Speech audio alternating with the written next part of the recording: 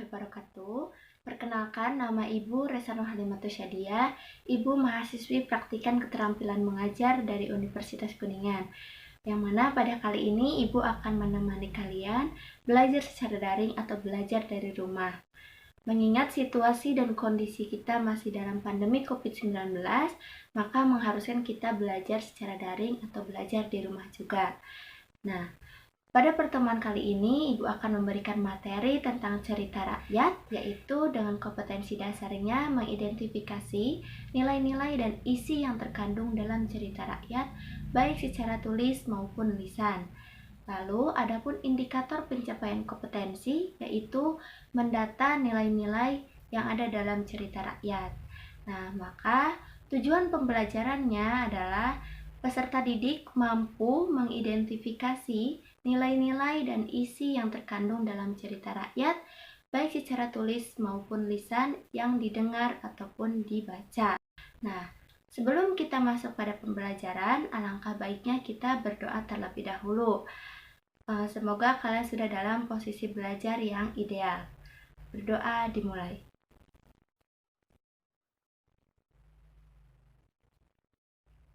Berdoa dapat diakhiri. Baik, sebelumnya apakah ada yang sudah tahu pengertian dari cerita rakyat atau hikayat? Tepat sekali. Cerita rakyat merupakan salah satu cerita yang berkembang di Indonesia.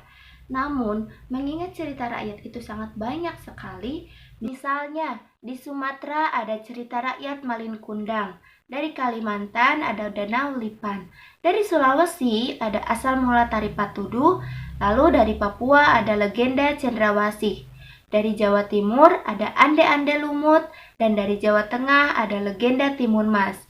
Kemudian, dari Jawa Barat ada Lutung Kasarung, Sangkuriang, Ciung Wanara, dan masih banyak cerita rakyat yang lainnya.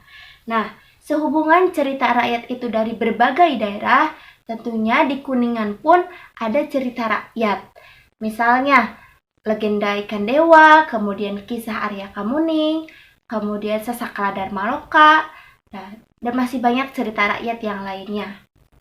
Tapi, mengapa kita harus mempelajari tentang cerita rakyat? Anak-anak, cerita rakyat merupakan warisan budaya dari nenek moyang kita. Maka kita senantiasa harus melestarikan dan mempelajarinya. Kemudian dari cerita rakyat terdapat nilai-nilai yang dapat kita ambil hikmahnya. Maka dari itu, semoga pada pembelajaran kali ini kalian belajar dengan sungguh-sungguh sehingga kalian bisa memperkaitkan jiwa kita dengan nilai-nilai yang terkandung dalam cerita rakyat. Sebelum kita bahas lebih lanjut materi tentang nilai-nilai yang terkandung dalam cerita rakyat, silakan tonton terlebih dahulu video animasi cerita rakyat Legenda Ikan Dewa.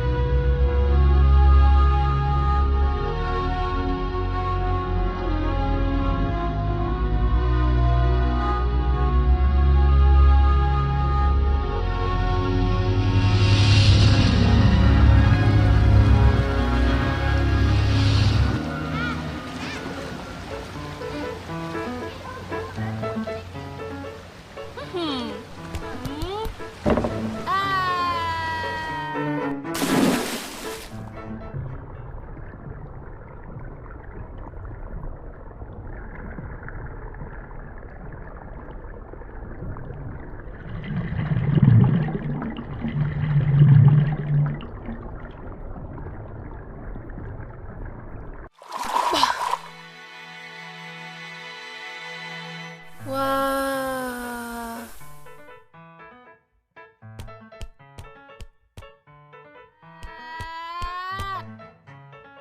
Gimana berenangnya, Dek? Airnya dingin banget, Kak. Terus, ikannya gede-gede. Haha, ada tahu nama ikannya nggak tuh? Ikan dewa. Oh, tahu nggak? Dulunya ikan-ikan itu prajurit kerajaan loh. Pak prajurit, dikutuk dong. Hehe, mau kakak ceritain nggak? Ceritain, Kak, ceritain. Alkisah, ketika daerah ini masih dipimpin oleh Prabu Siliwangi, ada segerombolan prajurit yang kebiasaannya tidak mematuhi perintah beliau. Bukannya memberikan laporan setelah menjalankan tugas berburu, mereka malah menghabiskan waktu untuk berpesta. Ada yang asik mengadu kekuatan, ada pula yang bermusik ria.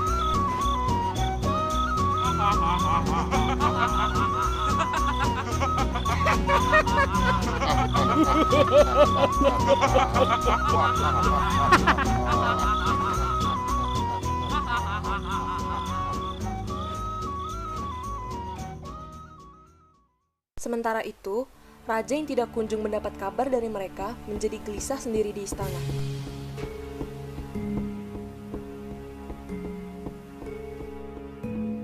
Ia khawatir bila terjadi sesuatu dengan mereka yang sedang bertugas. Apa kabar dengan mereka yang sedang bertugas? Untuk saat ini belum ada laporan dari mereka, Prabu. Baiklah kalau begitu. Panggil seorang utusan. Untuk mencari tahu tentang prajurit-prajurit itu, akhirnya raja mengirimkan seorang utusan untuk memastikan keadaan yang sedang terjadi.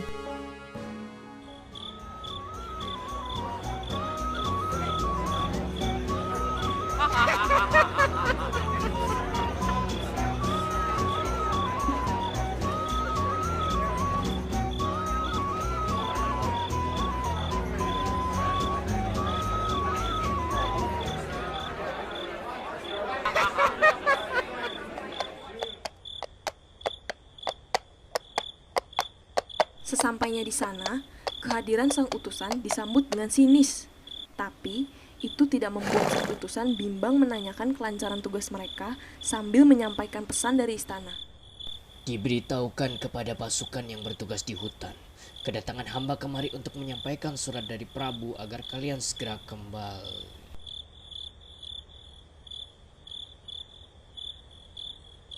Hei, sepertinya kita tidak perlu kembali ke istana. Bagaimana kalau kau ikut berpesta dengan kita?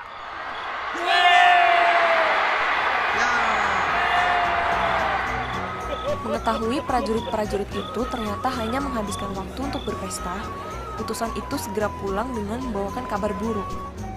Namun, pesta tetap berlanjut hingga fajar tiba.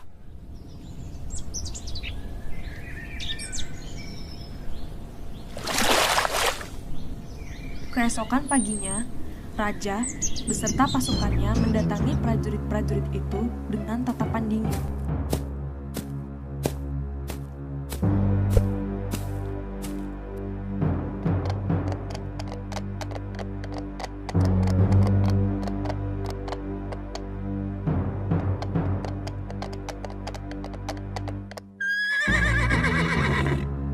Sebagian sudah bangun dari tidur.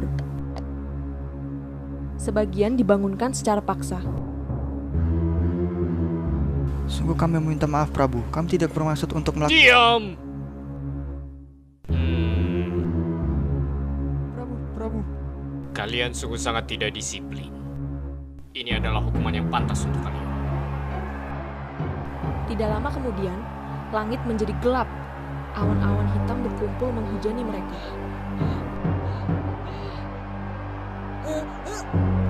Pikiran mereka dilanda kebingungan. Tiba-tiba saja, mereka merasa tidak enak badan ketika hujan itu membasahi tubuh mereka. Ampun, Prabu! Ampun! Ampun!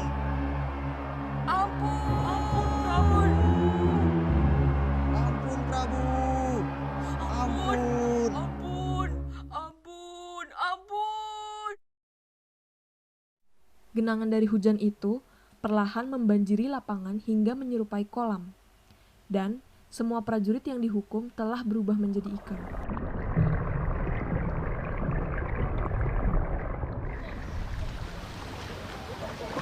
Prajurit jadi ikan. Aku nggak mau jadi ikan gara-gara gak dengerin kakak. Dek, ayo pulang. Iya, Kak. Tungguin, Kak.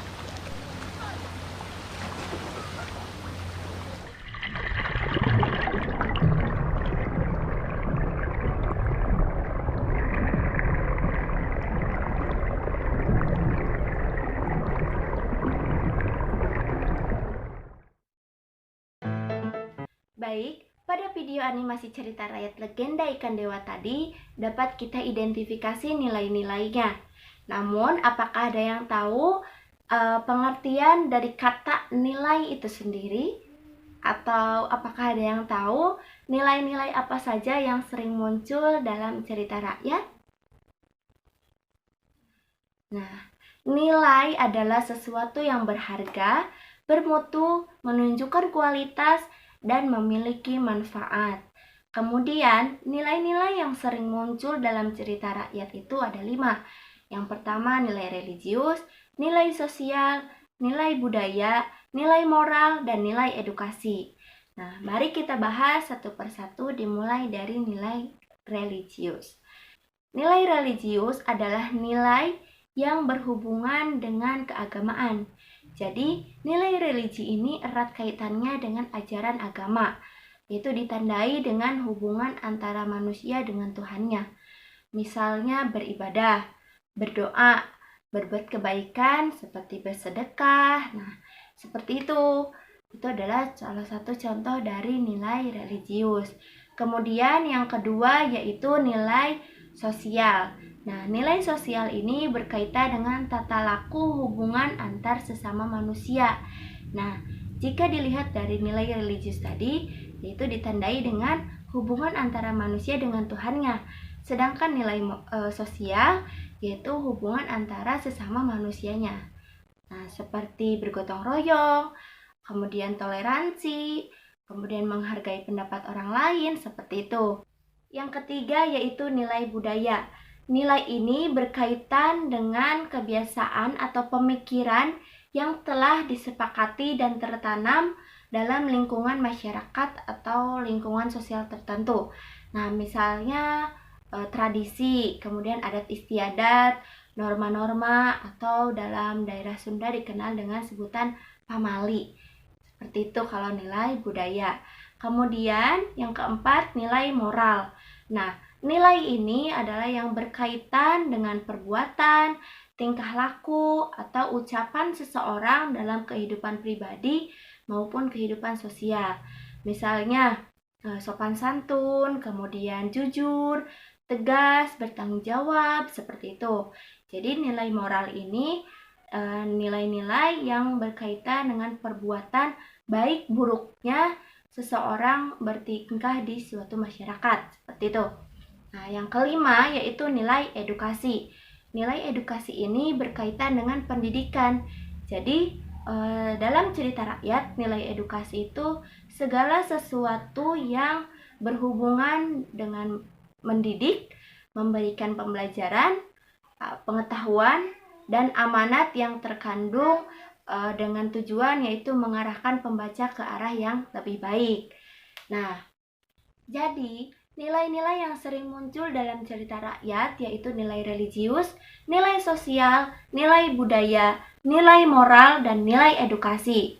Nah, setelah kita mengetahui nilai-nilai tersebut, dapat kita identifikasi langsung nilai-nilai yang terkandung dalam cerita rakyat legenda ikan dewa tadi.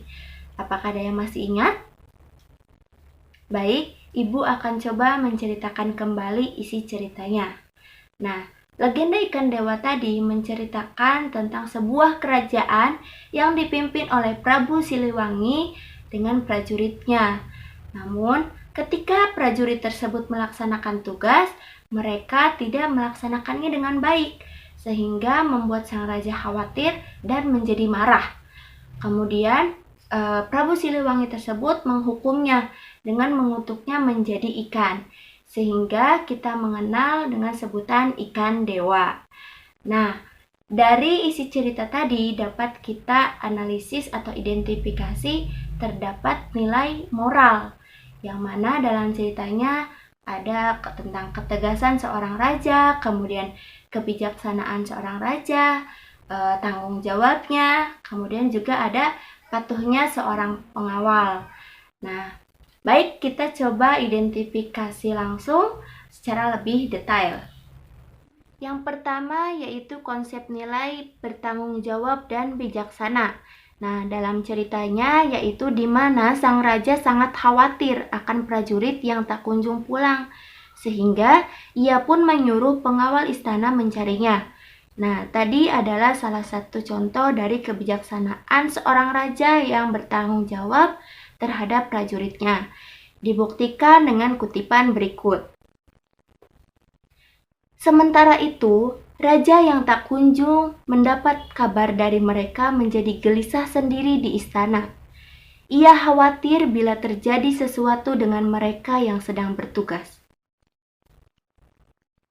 "Apa kabar dengan mereka yang sedang bertugas?" tanya sang raja kepada pengawal di istana. "Untuk saat ini belum ada laporan dari mereka, Prabu." "Baiklah kalau begitu, panggil seorang utusan." Untuk mencari tahu tentang prajurit-prajurit itu, akhirnya raja mengirimkan seorang utusan untuk memastikan keadaan yang sedang terjadi. Nah, kemudian yang kedua yaitu patuh. Peristiwanya adalah ketika seorang pengawal istana yang diperintahkan untuk memberi panggilan kepada prajurit lainnya, namun tidak disambut dengan baik. Kemudian pengawal tersebut diajak untuk bergabung dan berpesta dengan prajurit lainnya. Tapi pengawal itu meninggalkan tempat di mana prajurit lain sedang berpesta. Nah, itu adalah salah satu contoh nilai moral. Dibuktikan dengan kutipan teks, yaitu sesampainya di sana, kehadiran sang utusan disambut dengan sinis. Tapi itu tidak membuat sang utusan bimbang menanyakan kelancaran tugas mereka sambil menyampaikan pesan dari istana. "Diberitahukan kepada pasukan yang sedang bertugas di hutan. Kedatangan hamba kemari untuk menyampaikan surat dari Prabu agar kalian segera kembali." Tiba-tiba, seorang prajurit merangkul pundak sang utusan dan menggodanya untuk ikut berpesta. Sepertinya kita tidak perlu kembali ke istana. Bagaimana kalau kau ikut berpesta dengan kita?"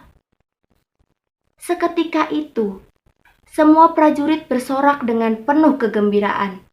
Mengetahui prajurit-prajurit itu ternyata menghabiskan waktu untuk berpesta, utusan itu segera pulang dengan membawakan kabar buruk. Namun, pesta tetap berlanjut hingga fajar tiba. Kemudian yang ketiga yaitu konsep nilainya adalah tegas, di mana sang raja sangat tegas terhadap kerajaannya dengan memberikan hukuman kepada prajurit yang melanggar aturannya. Dibuktikan dengan kutipan, yaitu seperti dalam tampilan. "Sungguh kami meminta maaf, Prabu. Kami tidak bermaksud untuk diam!" Sang raja memotong perkataan salah satu dari prajurit itu. "Kalian sungguh tidak disiplin. Ini adalah hukuman yang pantas untuk kalian." Nah, tadi adalah salah satu contoh bagaimana mengidentifikasi nilai-nilai yang terkandung dalam cerita rakyat. Jadi kita tentukan dulu nilai apa yang terkandung dalam ceritanya, kemudian ada konsep nilai dan peristiwanya juga, dan dibuktikan dengan kutipan teks. Seperti itu. Baik, pada pertemuan kali ini Ibu cukupkan saja. Sebagai kesimpulan, yaitu cerita rakyat adalah salah satu cerita yang berkembang di masyarakat. Nah, dalam isi ceritanya itu terdapat nilai-nilai yang bisa kita ambil hikmahnya. Nilai-nilai tersebut adalah nilai religius, nilai sosial, nilai budaya, nilai moral, dan nilai edukasi. Baik, itu adalah materi mengenai nilai-nilai dalam cerita rakyat. Semoga apa yang Ibu sampaikan dapat kalian pahami dengan baik. Nah, untuk tugasnya, coba kalian identifikasi nilai-nilai yang terkandung dalam cerita rakyat yang berjudul Haryang Banga dan Ciung Wadara. Nah, kemudian jika ada pertanyaan atau materi yang belum dipahami, silakan tanyakan di grup. Barangkali ada teman-temannya yang sudah memahami tersebut. Atau bisa tanyakan langsung ke Ibu. Ya, baik. Ibu cukupkan saja. Terima kasih. Tetap semangat. Jangan lupa terus belajar ya. Wassalamualaikum warahmatullahi wabarakatuh.